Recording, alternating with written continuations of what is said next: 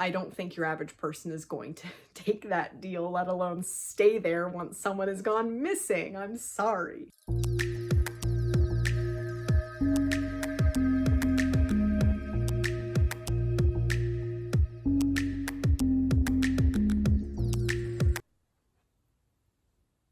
Hey guys, what is up? My name is Kaylee. Welcome back to my channel. Today we are going over what I read in October. All right, so if you remember my October TBR, I just listed a ton of books that I had hoped to get to this month, and I did a pretty good job. I think there are maybe 2 or 3 that I didn't get to and or started and never finished. So, plus I read like a couple outside of that TBR, which is pretty great. So I liked it. It made me read. It made me excited to read. I didn't feel like I was tied down to anything. So I think that's how I'm going to go from now on, is just a list of books that I'd like to get to and mood reading within that. So let's see what I read. So I read 11 books this month.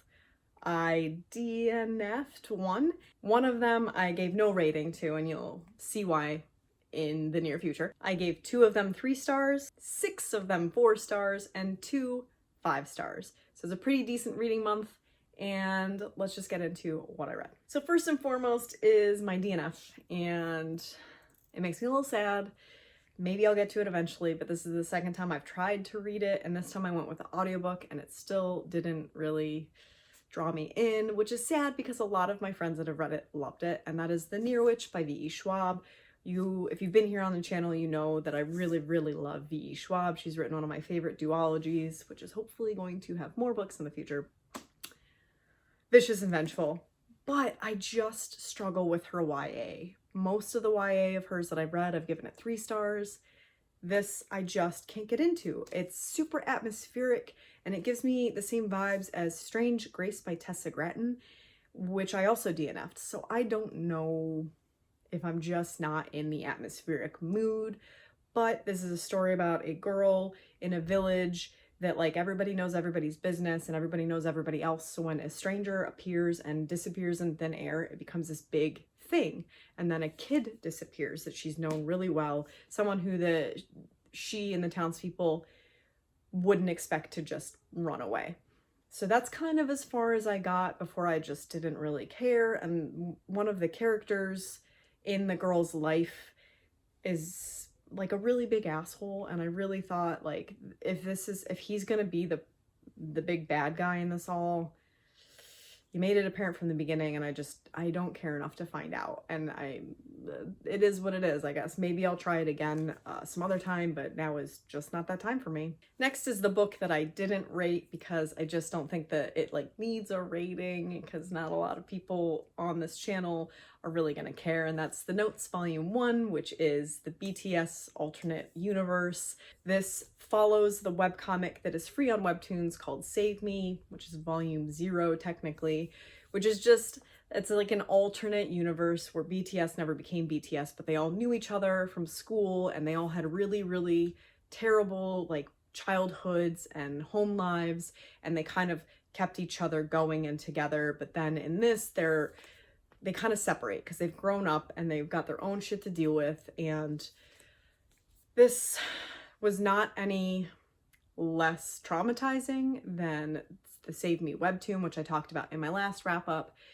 Lots of really, really terrible things happen to this fake BTS. Parent neglect, like one of them has a parent that just abandons them at a fair. Another one has an abusive father and their mother left, so they're left with living, you know, with this abusive alcoholic parent.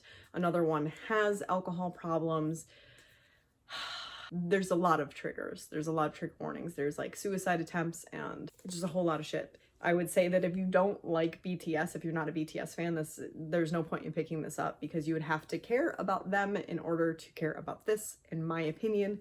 It is a translated work from Korean, and it does read like a translated work. It's a little choppy, a little jarring. The sentence structure can be a little weird, so it's definitely not like an easy read. This is told in journal format, and each member has like a date and their name, and there's parts to it. Overall, I did enjoy it. I think I'd give it about a 3-star if I'm being critical and a 4-star if I'm being sentimental. But I didn't rate it on Goodreads, and now you know why. Now let's get to my first 3-star. My first 3-star is the last book that I read this month, and that is The Last Time I Lied by Riley Sager. This is Riley Sager's second published novel, but I only just got it. It is a story about a girl who at 13 goes to a summer camp. Like, she's from a rich family and only rich people go to this summer camp. And the 3 older girls that she is bunked with disappear. Now we're fast forward another decade. So she's a successful artist adult, and she can't get over, obviously, the loss of these friends that were never found. And the owner of the camp contacts her and says, we're going to reopen and we'd like you to come and be a counselor and teach people how to paint. And she takes it on. She thinks there'll be some closure. Maybe she'll find out some new clues. She's always carried this guilt with her that she never closed the door. She never figured out what happened. So she goes, and then a bunch of really crazy stuff happens. Now, 3 stars. I think Riley Sager is a very solid 3-star writer for me. Their books are very, I don't want to say predictable, because there tends to be a twist in every book that I've read of theirs that I didn't see coming, but the ends, like I plot along guessing what's happening as it's about to happen. You know what I mean? Like, there's always this foreshadowing where I'm like, I can see where this is going. So it makes it not the best of thriller novels. Maybe if you're not like a super big reader, if you read like a book or 2 a month tops and thriller is your genre, I can see why Riley Sager would maybe be one of your would get better ratings. But for me, I just feel like other people in the industry do it better. I said in one of my vlogs recently that Riley Sager, like, the main characters in all their books read the same to me, and I don't know if it's weird of me, but I also think it's kind of weird that they're all women. All 3 of his books are written from the perspective of a woman, and I just don't feel like they nail it. There are scenes that happen in every book, especially if it has to do with like a woman's body or sexually speaking. It just doesn't, even romantically speaking, it just doesn't feel natural. And I also said in my vlog that I didn't know if Riley was a man or a woman. And so I looked it up, and it was like even more jarring knowing that a man tried to write scenes about women, and I don't think did it successfully. I think it sits in my head because when I was in college for writing, I had a professor tell me when I was writing a story from a male's perspective that it wasn't viable because it didn't feel like a real man, and maybe I should switch perspective to the woman just to try and get a better character base. And I don't know if that's what's in my head right now reading Riley Sager's works, but the characters aren't viable for me. The stupidity and the actions and the information that's withheld by the characters, I just don't buy it. Did I like it? Yeah. Was it a fun ride? Absolutely. I listened to this on audiobook and the narrator was okay, but I wasn't invested. By the end, I was like, okay, the one twist got me, but the final conclusion, there wasn't enough build up for it to be as impactful as it could have been. 3-star. My second and the only other 3-star was also by Riley Sager, and it was Lock Every Door. I buddy read this with Jamie at Jamie Reads and had fun because of that. So thank you, Jamie, for making it a good experience. But again, I was messaging her thoughts and ideas that I had for where the story was going, and I got a lot of it right. And I just think that a lot of it comes down to convenience. This is a story about a girl that has to house sit or apartment sit in this like luxury apartment in Manhattan, and it's too good to be true because she's making like $1,000 a week cash for 3 months to house sit in this apartment. And she's not allowed to talk to the residents, and she's definitely not allowed to talk to the other apartment sitters within the residence. And a girl goes missing who is another apartment sitter, and she feels like she needs to figure out what happened to that person. But it just drove me crazy, the stupidity of the main girl who stays in the apartment for the money. And Riley tries to write it off as it being so imperative that she makes this money. But like, honestly, if you have half a brain cell, are you really staying in this like weirdly offered, like, too good to be true apartment where a girl went missing the floor below you and everybody seems to think it's totally cool and normal, and you're like hearing shit, and no, you don't stay there for the money. And like, that's the whole reason that the plot continued forward, is because she was adamant that she had to stay because she needed the money so badly. And I don't know, again, I just don't buy it. Like, I don't think your average person is going to take that deal, let alone stay there once someone has gone missing. I'm sorry. 3 stars. My first 4-star read was the third and final in a trilogy, and that is End of Watch by Stephen King. This is the end of the Mr. Mercedes trilogy. I read the first 2 books last year and then put this off for I don't know what reason. Waited for October, I guess. This was a 4-star for me because I thought it was the most boring of the 3 books. It like drug in the middle, it trudged along, there was a lot of like filler, and I think it could have been told more succinctly.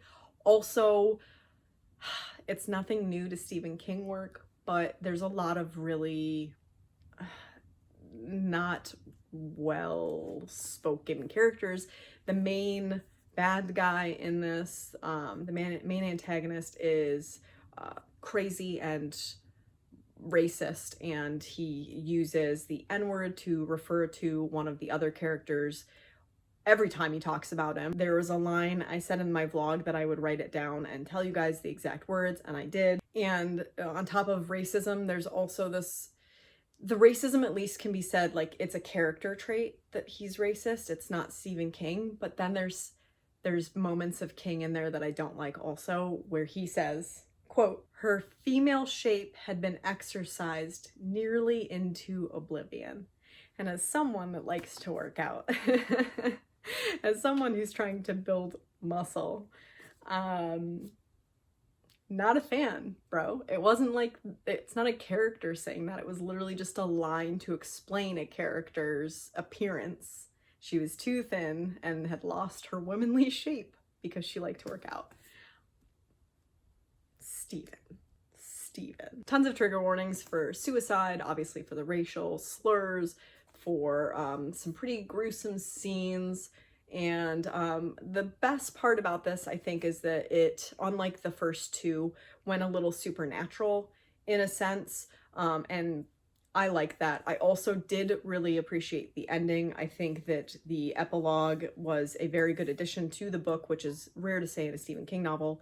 So I gave it 4 stars. My next 4-star is Maybe in Another Life by Taylor Jenkins Reid.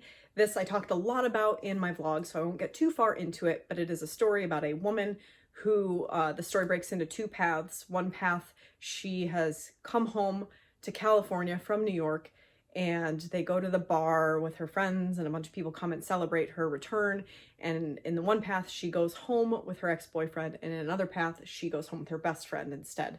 And you see every other chapter is from the opposite path, and you kind of see how life worked out based on the one decision she made to either go home with her ex-boyfriend Ethan or not. The interesting part about this was seeing how one small choice made such an impact on how her life played out.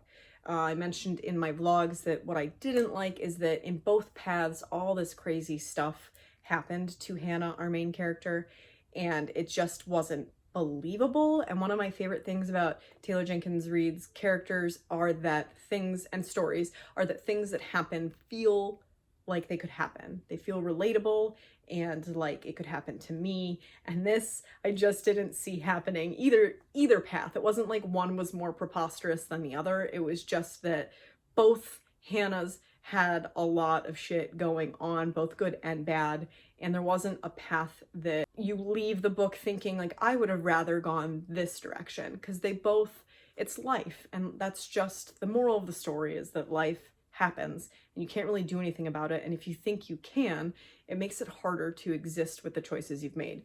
So that was cool, but I did knock off a star for just the sheer morbidity of what all went down to this one woman. And also it was super romantic. Like, you know me and love stories if you've been here, I just don't always buy in, and it was all very whimsical love, and 4 stars. Next up, a very strong 4 stars, I have Dead Voices by Catherine Arden. As you probably know, Bear and the Nightingale trilogy is one of my favorite series of all time, but her middle grade falls a little bit short for me, and it might just be that middle grade is not my thing. It's probably that, honestly, but I have very little bad things to say about this. Honestly, Dead Voices, in my opinion, was better than Small Spaces even. It follows the same cast of child characters. I think they're about 12. And in this one, so the same 3 kids, but they're going to a ski resort lodge for the weekend that the main character's father has won a trip to. And he and one of the other characters' mother go up to this, in the middle of a snowstorm, this resort. They're the only people that make it there, and a bunch of spooky stuff happens from there. It's supposed to be a haunted resort, but they don't know that till they're there, and a lot of creepy stuff happens because that's what happens in this future quartet.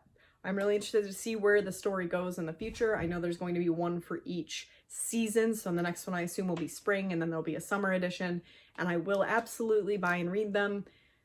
They're just not my favorite, but you get through them quickly because they're middle grade. So I did enjoy this, and I think I read it in like a day. So I do recommend it especially if you like middle grade and if you like spooky stories. This is a good one. And keeping to middle grade, Tunnel of Bones by Victoria Schwab. This was also a 4-star read for me. I absolutely loved City of Ghosts, and I gave that 5 stars, which is the prequel to this. I don't know how many are going to be in this series, but at least another one, I think. And this is a story about a young girl. Yeah, so there's a girl named Cass, and she earlier in life had a near-death experience, and now her best friend is a ghost. And they get into all these shenanigans because she can now cross over the veil into like the land of dead people. Her parents are part of a show that films haunted locations. Like her dad's a historian and her mom is like a travel person. I don't know. So the first book takes place in Edinburgh, Scotland, and I think that's why I liked it more, because Edinburgh is somewhere that, like, my grandparents, it's familial, that kind of thing. I've been there, so I could like picture it. This takes place in Paris, and I've never been to Paris, and that might be why it was a 4-star, not a 5-star, because you do get a lot of really good character development in the story. A lot more is at stake, I'd say, for the main characters. I do find it a little bit convenient how much one of the main characters knows constantly. Like our main character Cass always relies on this other character to fill in gaps of her knowledge, and that person always has the answers, and that kind of takes me out of the story a little bit. But otherwise, I think it's just a fun and cute series. And in City of Ghosts, like, one of the main complaints I saw from people is that it very much spoke about Harry Potter, like, too much. There's a lot of pop culture references to Harry Potter because the main character is obsessed, and it was taken down quite a bit. There were mentions of Harry Potter, but like subtle and not as in your face. So good job on that. You like my Band-Aid? Next, I'm really proud of myself, and I hope you're really proud of me as well, but I finally finished The Windup Bird Chronicle by Haruki Murakami. This took me, I think, 3 months of like reading a little bit at night, maybe a percentage, sometimes not at all, because I read it on my phone mostly because I'd lay in bed at night and try and fall asleep and read a little bit of Murakami. Felt like the right way to tackle it after I got this far physically reading. 4 stars. I am not a war book person, and this did focus pretty heavily in parts on a war that happened, and those parts took a lot out of me to get through, and so for that, like, I couldn't give it a 5-star. This isn't my favorite Murakami. I would say probably Kafka on the Shore, or maybe the colorist Sakuro Tezaki. The colorist Sakuro Tezaki and his Years of Pilgrimage. That's one of my faves as well, which is I'm talking to my shelves right now. The latter of which is more obscure than Kafka on the Shore. Everyone knows about Kafka on the Shore, but this book is about a man whose cat goes missing. His and his wife's cat goes missing, and he goes out to find it, and then his wife leaves him. Before the cat is found, she just disappears one day, and he gets into like a lot of mental weird stuff, and he meets a lot of super weird people that like have big impacts on his life. And it's a Murakami novel. I always say this when I read his stuff. It's weird. It is magical realism, contemporary. So like in some parts it reads very contemporary, in some parts with the war it reads very historical fiction, and then in some parts it's just straight up magical realism. You have to just suspend all your beliefs to understand what's happening. And this was no exception. It was just more long form than the most of the other work that I've read. This is good though. You have to really like buckle down and get into it, especially if you're not used to Murakami's work. This is not what I would suggest starting with, but it definitely had a very Murakami feel. And in the end, I did think about it for days after I finally finished it. So it was a 4-star for me. All right, then Chelsea at Chelsea Darling Reads talked about this book so much after she read The Ark that I requested it from my library, and the day it came out, I was first in line, and that is The Last True Poets of the Sea by Julia Drake. This is a YA contemporary about a girl whose brother tries to commit suicide and is unsuccessful. And while he is in a hospital recovering from both that and a slew of other issues, he's got an eating disorder and he's unwell mentally. Her parents send her to Maine to live with her uncle for the summer to just kind of get away. She feels like she's been banished because she's kind of a party girl. She didn't really care that her brother tried to kill himself. She like showed up at the hospital wearing like booty shorts and a halter top and tried to hook up with like a much older man in the hospital. And that's kind of like what she's been known for her entire teen years. She partied and her brother was like reclusive. So it's a story about her going to Maine and living with her uncle and kind of finding herself over the summer and realizing what's important to her in her life and what she needs to do to be the person she wants to be, not the person she had become. It was very good. I really enjoyed it. I definitely thought that it went on a little bit longer than was necessary, which is why I gave it 4 stars and not 5 stars. Most of the people I know that have read this already have totally loved it, 5-starred it. I can absolutely see why, but I personally feel like it could have been a little more condensed. And also I felt like the treatment of the mental illness of the brother was not handled the best, but every situation is very different when it comes to mental illness and family and how things like that pan out and how people interact. So I didn't mark anything down for that. It was mostly just that I felt like it went on too long. This book has pretty good representation. There's queer rep in it, and there is a little bit of diversity across the friend group, and obviously mental illness representation. But again, I didn't think it didn't tackle it very well, in my opinion. But I do recommend it. Chelsea mentioned that it kind of, I think it was Chelsea that said, or Jane maybe, that said that it reminded them of Summer of Salt by Katrina Leno, and I definitely kind of got those vibes. Maybe a little Ava Lavender in terms of like atmospheric, but the story itself, to me, what did it feel like? I don't know, it kind of read like an Emma Mills novel, but a lot more like wordy. I think Emma Mills is better at getting to the point, and this kind of went on. But it's a debut novel, and it was really, really good, especially considering it was debut. So I do recommend checking this out.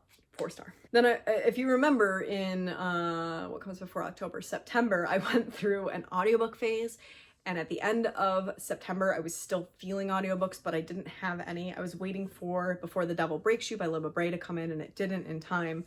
So I picked up where I'd left off my reread of Harry Potter from last year, and that is Harry Potter and the Goblet of Fire. It is the first time I've listened to a full Harry Potter book on audio, and this is my favorite Harry Potter book, hands down. So it was really, really nice to reread it via audio while I was like playing Stardew Valley or doing, or like walking with my son when it was still kind of nice out.